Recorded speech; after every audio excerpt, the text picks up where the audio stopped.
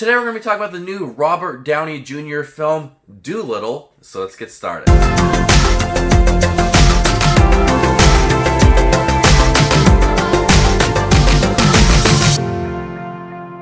Hey everybody, my name is Justin. I love to watch movies. If you guys love to watch movies too, you guys are in the right spot. Make sure to subscribe button down below and click that notification for more up and coming videos. Today we're going to talk about the Dolittle film. Now, the first time I heard about this, and I saw the title card and the cast, I thought this was such a prestigious film. And I loved the title, The Voyage of Dr. Dolittle, and the cast. It just looked something I was really interested in. Then I saw the first trailer. And I thought this looked way gimmicky and corny for me. But still, let's check it out. Dr. John Dolittle lives in a solitude behind the high walls of his lush manor in 19th century England. His only companionship comes from an array of exotic animals that he speaks to on a daily basis.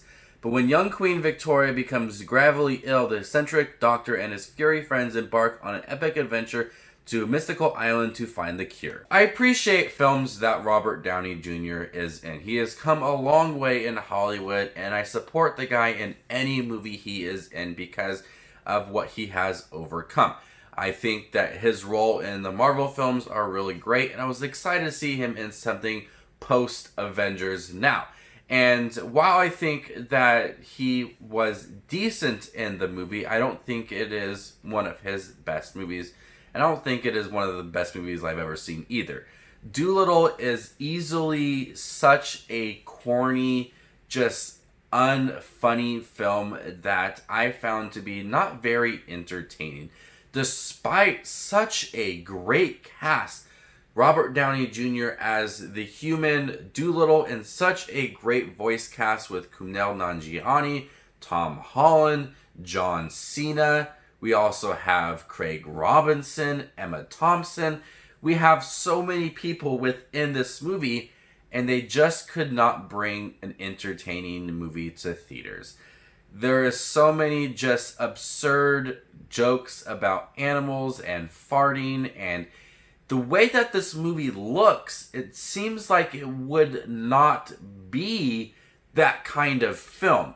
The way that the location and the setting and the animals, it definitely does not feel like it would be a movie about animals farting occasionally and making crude jokes. It definitely does not mix very well. You have this film that is set in 19th century, and you have him in this manor. Everything looks regal, and he's helping out the queen. But then you have this other side of these animals that are just screaming and making these odd noises, and it just does not mix. It's not very coherent as well. And that's why I think this film just falters, because it doesn't allow for these voice actors to do anything remotely good besides just make these dumb jokes. And you never feel like Robert Downey Jr. is actually connecting with any of these animals. At times he's having conversations, mostly in the beginning, but he's demanding a lot from them, and he's just talking to them. He's not like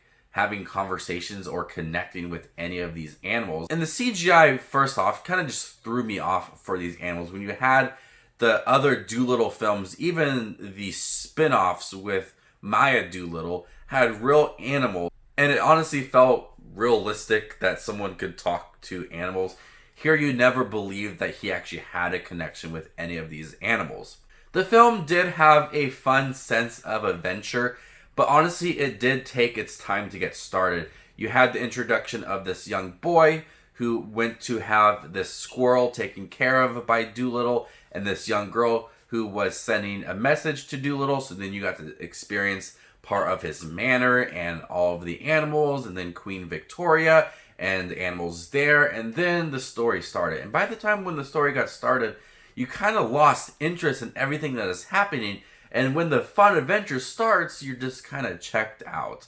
And the movie tries to play a lot of catch up towards the end of the film by having this fun adventure with this tiger named Barry and then the dragon at the end of the movie. You've already seen the trailers, but it loses me in the middle half of the movie because it really started off very slow and tried to do a lot of different introductions for the animals and set up some of the storylines and explore some of the locations a little more than I thought they would. And I thought they would start the adventure a little quicker, and by the time it started, I don't want to see the movie anymore.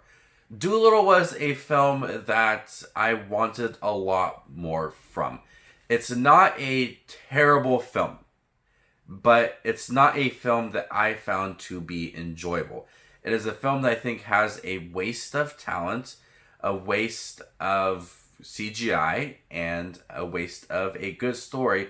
I do enjoy some of the previous Dolittle films, the one that was nominated for an Academy Award, and the Eddie Murphy one as well. I've been watching some of the other ones, and this one just seems odd, and the odd accent as well from Robert Downey Jr. was a little bit jarring as well. So before I give you my final thoughts and score for Dolittle, make sure to hit the subscribe button down below and click that bell notification for more up-and-coming videos. Guys, we're almost at 6,000 subscribers. I really do appreciate the support along the ways.